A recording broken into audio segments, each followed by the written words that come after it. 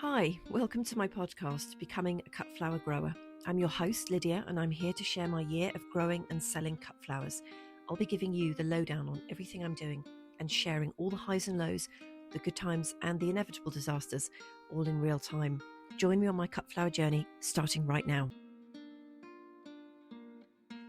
Hello and welcome. It's Tuesday, the 16th of September, 2025. It's lovely to have you here. I'm so pleased that you're joining me for this episode. I have lots to tell you, mostly about the Flower Hub, but we'll come on to that in a second. A little bit of news just to update you. I didn't mention the chickens last time because I thought the episode before that had been far too chicken focused. But I just can't help myself, so I just have to tell you.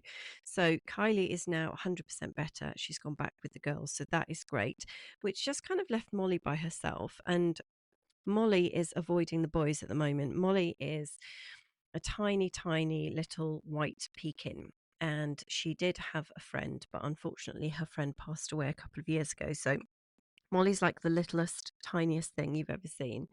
And she is just a proper magnet for the boys. And I've got two teenage boys at the moment, Moland, who's only got one eye and one ear, and Lion, who has got everything working in. Yeah, everything is working, and the testosterone is flowing with these two boys. So there's quite a lot of activity, adult related activity going on. And Molly just gets a little bit squashed and a little bit muddy. So she's still isolated. And now Chelsea's decided that she's had enough of the boys as well. So we've got Molly and Chelsea hanging out together, which is great.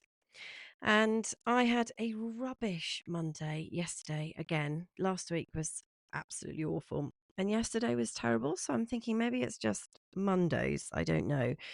We had quite a bit of rain yesterday and I couldn't really get out and do very much. So yeah, just terrible day. So I'm going to book loads of stuff in for next Monday and see if I can just distract myself. I have just bought a special vitamin for menopausal women, which I'm taking. I'm kind of waiting for that to kick in, and we'll see what happens with that. Now, I went on a really lovely long walk this afternoon in some woods with my dog, which was just amazing. We went in the car and we went somewhere completely different, just to have a bit of a change of scene, and it was incredible. There is something very magical about trees, and I love trees. But this afternoon, it was just absolutely perfect. Like the sun was shining kind of through the trees. There was a light breeze and all the leaves were blowing around. And some of the trees are incredibly old. Like, I don't know how old they are, but just incredibly old. And I ended up taking loads of photographs of just bark because it was fascinating. There's something very calming, very reassuring about trees that have been standing for decades and decades and decades. And yeah, I could feel my blood pressure just coming down. I felt very calm, very zen, and the dog had an amazing time. So that was lovely. Okay, back onto the flower business. So if you're a regular listener, you will know that I was invited to test out the hub. Now, this is a local hub for local flower growers. Florists could be from anywhere, I guess. They don't have to be local, but it is for local growers. And I went to the organizer's farm a few months ago now. I can't actually remember when it was. And we had a meeting with me and some other growers and some florists about what the hub would be like and talked it all through. And me being the geeky person that I am, volunteered to help with any testing, any feedback, anything. I love to get involved in things. And the organizer contacted me last week and said, do you want to test it out? And I said, yeah, absolutely. So she sent me all the details and I registered myself as a grower, put a little bio of the farm and the field, rather, not the farm, and some details. And then the cutoff was Sunday to upload a whole load of stuff. So I went through and selected all these completely random flowers, random colors, just filled everything in a completely random way, thinking I was just testing it. And then I sent the organizer a message saying, I've done it. And then brackets, I put just checking that this is a test and I won't actually have to fulfill any of these orders. And she wrote back to say, no, no, no, no, it's live. We've got some florists that are trialing it as well. So only put up there what you've actually got available. So, of course, I had to log back into the system, completely scrap everything that I put in because I put loads of absolutely random stuff, flowers that I don't even have. And then I had to go up to the plot and do a stem count on everything and measure the length of everything just to make sure that I wasn't going to upload anything that I didn't actually have. So I did that, and the cutoff was like 8 o'clock on Sunday. And then, of course, we've had this crazy weather on Sunday. Now, it was supposed to be, according to the forecast, Sunday afternoon, the bad weather was coming, and it didn't come. And I was thinking, oh, the weather's wrong again. All these apps, all the forecasts, everything. Well, Sunday night was incredibly windy. So we had it. It was just later than the forecast had said.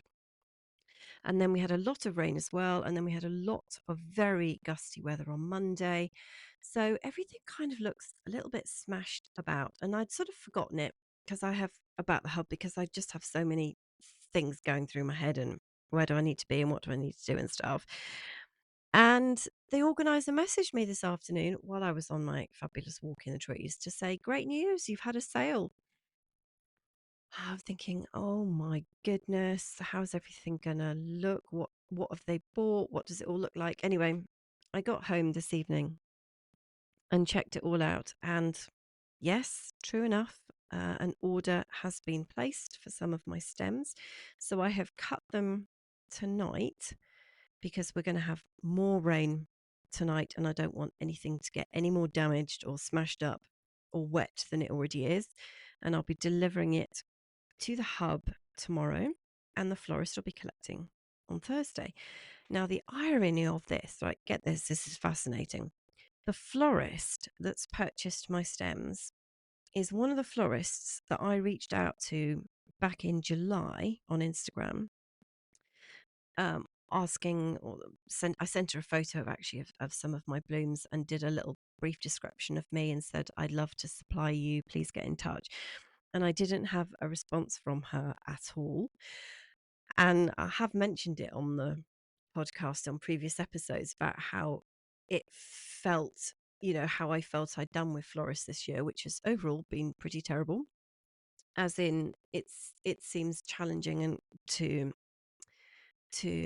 get them on board, I guess, as buyers. And I felt like my tactic or my technique had clearly been absolutely atrocious, and they'd obviously taken one look at my messages and gone, nah, not interested in that. So it's really strange that the florist that I messaged has now purchased from me via the hub. So I don't know how the hub actually looks to florists, because the way I look at it, I log in as a grower. So I don't know what like the interface is for the florist. And I don't know if this florist even knows that it's me that she's buying from, but I know it's her because when I get my pick list, it tells me the name of florist. So that I thought was really ironic, and I don't know the answer to that. But I do have a lot more questions for the organizer of the hub now, just having gone through that process. And it's been really strange, the fact that I thought I was testing it and I genuinely thought it would be a dummy run, and that it would be maybe the organizer just buying stuff and then I'd give her the money back or not charge her or not deliver. I just genuinely thought we were testing rather than it actually being a live event and then I would supply the goods. It's not a bad thing. It's just different to what I thought it was going to be. And it's made me think quite a bit this evening while I was up on the plot cutting about the way that the hub is so incredible, and in that it opens me up to me and all the other growers to all these different florists that I either wouldn't know about or that I've tried to work with and it's not worked. And it's absolutely amazing. But one of the things, I suppose, that one of the reservations I've always had about the hub is not the hub itself. That is fantastic, don't get me wrong. It's that the hub act, or any hub, acts as like an intermediary between me and the florist that I'm selling to. And one of the things that I've liked to know is how my flowers are actually going to be used. For example, in an arrangement that sits on top of a mantelpiece that's 6 foot tall, or in a milk churn outside a church, or in a bouquet, or in a buttonhole, or something like that. And I can pick accordingly. And that's been kind of useful for me this year because I'm so new and still learning. And one of the things about supplying flowers for events is that you know that they don't have to have the longest vase life in the world, because I'm going to be handing them over to a florist maybe 2 days before the event, and then there's the event, and then it's all done and dusted, and nobody's like thinking, oh, these flowers haven't lasted 10 working days. Whereas if I'm selling to a florist who uses them in bouquets, then it's very important that the flowers have the longest possible vase life, because they're going to be sitting in a table in someone's house, and they're going to be pretty miffed if everything just keels over after 3 days. And so I pick my flowers based on that. I know that I can give the wedding and the event florist flowers that are a little bit more open, a little bit more ready, because they're going to be used in 2 days. If all of that, if what I've just said makes sense.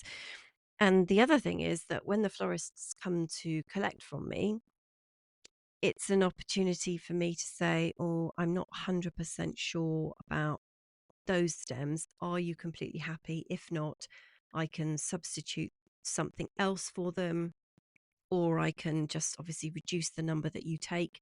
Sometimes I overpick, and then I let them choose like the very best of what I've got, just so that they always leave as happy as they could possibly leave. Like, I don't want to just say, oh, here's the 10 that you ordered, and they look at them and go, well, half of those are rubbish. So when the hub is like in between me and the florist, I don't have that option. So it's been like a ton more stressful tonight picking out on the field, thinking, well, I don't have any room, any wiggle room for presenting these to a florist and saying, if you're not happy, I will change something, I will not charge you, I'll sub something else in. um does that make sense? I literally just have to hand the product over to the organizer of the hub, and then I won't see them again. I won't even see the florist because they're not picking up till Thursday. So there's kind of this break between me and my client, which I will have to just get my head around, because there is no other way of doing it. That is the whole purpose of the hub. I have been thinking about it so much in the last couple of hours, because the other thing I'm always thinking about is quality. So, for example, like little water spots, rain spots on the petals. If the stem was going off to go in a bouquet, I would reject that flower. I just wouldn't pick it, because I know that somebody is going to be, the recipient of the bouquet is going to be looking at the bouquet, maybe like 4 or 5 inches away from it, and admiring everything close up, right? So I wouldn't want to supply something that isn't absolutely perfect. But if I know the stems are going to go into a massive display that's going to be constructed on top of a mantelpiece that's already 6 foot tall, or the flowers are going to be outside and you're going to walk past them and you're not going to peer into them and you're not going to notice any water spots, it's a completely different thing. So this is why I like to get to know my florists, so that I can tailor my offering to them, because I do feel there, and I might be wrong about this, but it's just a feeling I have, there have to be real tangible incentives for florists to work with local growers. Otherwise, it's so much easier for them to just use a wholesale outlet, to use imports that are just all pristine and exactly the same, and same levels of quality and whatever. And I feel like it's the personalization, the customer service, like the experience that they get from us, that makes it worthwhile coming to us, that makes it worth their while working with us. Because I know, having spoken to florists, that they just don't have time to drive around 5, 10 different locations to get their flowers, which is where the hub is going to come in handy because they can just pick everything up in one go from all different places, which is great. But I always felt I wanted to offer a really personalized experience for them so that they trusted me, and it was worthwhile taking time out of their busy schedule to come and pick up from me. So it's not a criticism of the hub in any way. I'm absolutely thrilled that the hub is up and running. I'm super, super excited about it. Can't believe I've actually sold some stems through the hub.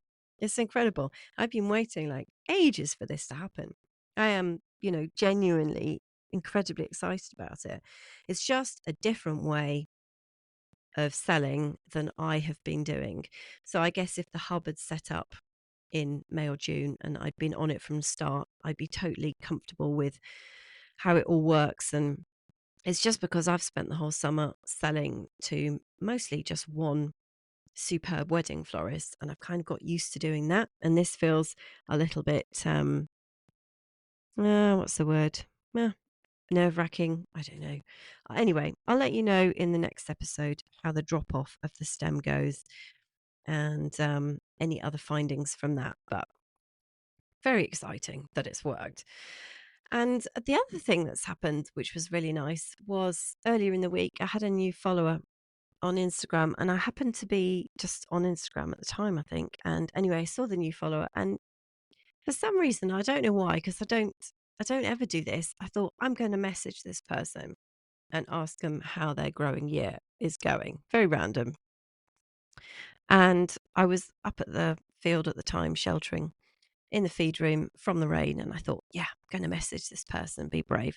And she was online and she messaged back. And we had a really lovely conversation about how our season had gone. We ended up messaging about what our soils were like and our growing conditions where we are, and what flowers sold well for us, and how we're getting on with selling to florists. That was interesting. And if we'd started our hardy annuals yet. So it was fascinating and kind of reassuring and just lovely all at once with a complete stranger from a different part of the country completely. But we have growing cut flowers in common, and that created the basis for a really lovely conversation. And I've said it before and I'll say it again, it is lonely sometimes being a grower. We've got so much on. We can feel a million different emotions in half an hour. I certainly can. So I would say reach out to people, connect with people who are like you, doing what you're doing. Don't just like a post, leave a comment, send a DM, and you never know what might come of it. I'm not fishing for you to do that with my posts at all. I just love doing them. They get what they get. That's not what I'm getting at all. I'm just saying you just never know who you're going to end up talking to and sharing experiences with. And I think it's lovely. I love connecting with other growers, and I think that's one of the good things about social media, probably the only one.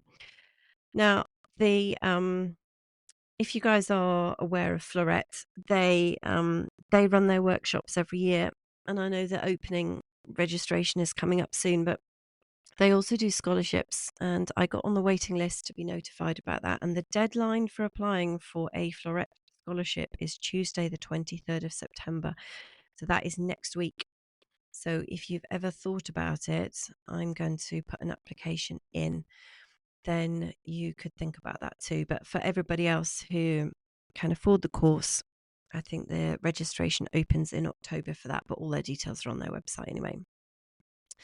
So that is me for today. That's everything I wanted to talk to you about. And when I come back on Friday, I'm going to fill you in on how I got on delivering these stems to the hub. And that is something I haven't had to do deliveries for months because my lovely wedding florist comes to me. So I will have to sort out some kind of arrangement in the back of the car so that everything doesn't fall over. I'll fill you in on that on Friday. I very much hope you will come back and join me. Have a wonderful rest of the week. Take care, have fun, and I'll catch you soon.